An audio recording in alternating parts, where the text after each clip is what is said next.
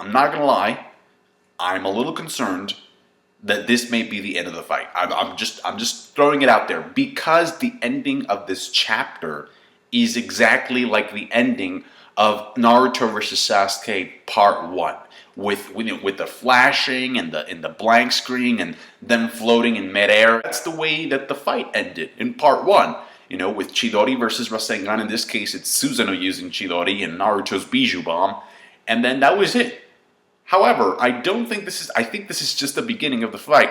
And the reason I'm saying this is because people were saying, well, there's only 5 chapters left. 4 if you count this one.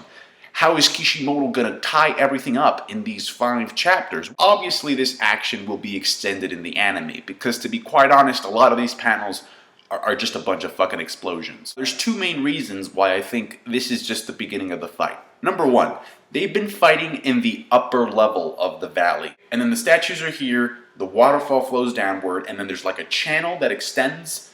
That's where the majority of the fight in Part 1 happened. So I'm guessing they're going to go down there eventually.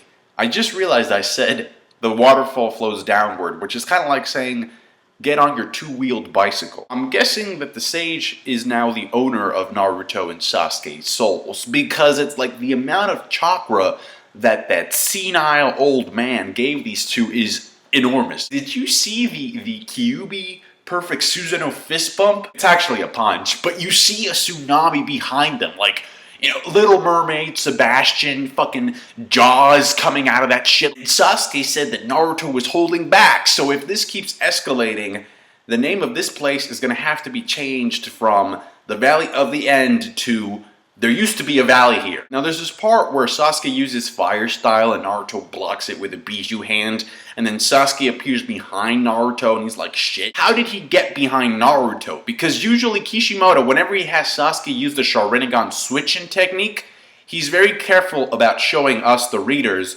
the object that Sasuke is going to be using to switch in. First I thought he had switched himself with one of Naruto's floating balls or orbs, but then I counted 3 before that happened and 3 after it happened, so it couldn't have been that. And Sasuke's really fast, don't get me wrong. And Naruto's pretty fast too. And also, I just realized another reason why this fight is just beginning rather than ending. Naruto hasn't used Shadow Clone Jutsu. Naruto uses his floating orbs or balls to block whatever Susanoo's firing at him. And it works, but then Naruto has no balls anymore. You get a flashback, okay? And there are some parts of it that make sense, but then there's just one part that just makes absolutely no fucking sense to have in this chapter. And that's the one where Naruto's walking and he sees Sasuke in the dock. My question to Kishimoto is this: you have less than 5 chapters to end this series, and you choose one of these pages that you have for this chapter to show us something that we've already seen. Now, that's the bad part of the flashback. The good part of the flashback is when Naruto remembers what Sasuke told him the previous time that they fought. I'm suffering now because I had those ties. How on earth could you possibly understand how it feels like to lose all that? You've been on your own right from the beginning, and now it's different. Because now Naruto has lost somebody, and we get a shot of Jiraiya, and that is a good use of a flashback, because it adds on a new layer of something that we've known before.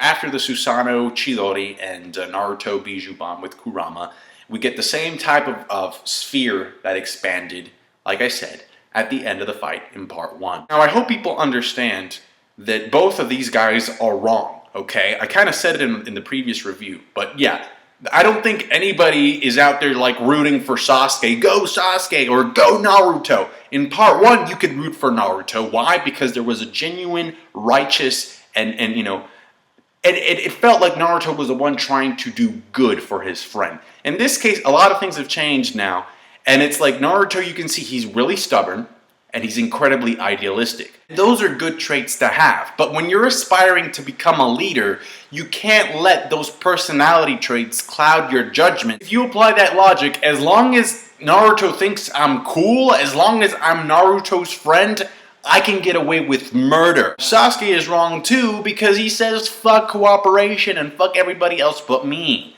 I want to do everything by myself, which is the same thing that Kakashi told him when he was trying to get the fucking bells from him. You do everything alone. The more you isolate yourself, the more self-absorbed you become, which is problematic because it's not good to just be okay with yourself. You have to be able to step outside yourself and want to help people too. At least when it comes to Sasuke, he understands and he knows that there has to be some type of a force that just is responsible for handing out justice within the system that they inhabit. That's why we have judicial systems and courts. So yeah, but they're both fucking wrong. Naruto's like, I'm not gonna leave you alone, you're my friend, blah blah blah. Sasuke says, calm down, okay? This is not like it was before. You know, the purpose of this fight is not to save me anymore.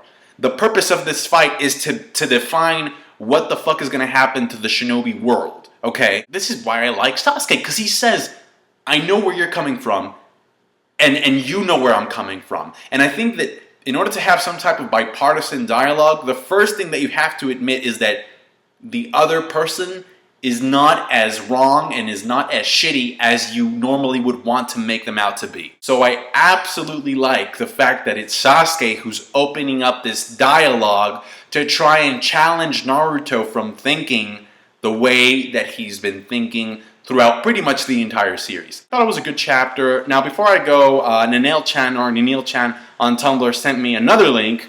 She's been quick with the Naruto updates, and she sent me an update to a scan that is part of this Jump issue, I think, and it's from Naruto the Last. It's a promotional image. It has Naruto wearing a scarf, and we get to see Hinata. I'll probably make a video about it eventually, but I do think that it's an interesting choice that the characters that we see on the right are all looking straight at the camera, with the exception of Hinata. Hinata, we get to see just the side of her face, which probably means that if we were to see her from the front, she would be wearing something symbolic or hiding. I think this is on purpose, and maybe she might be wearing the same scarf that Naruto's. I don't know. Maybe she was the one who gave Naruto the scarf. If they're being this secretive with Hinata, you know, I think it means something. I think it's definitely going to define the end of the shipping wars. Thank you so much for watching this week's review. Leave me a thumbs up. I really appreciate those. They keep me encouraged. I'll probably be doing a thank you video either when or before the series ends.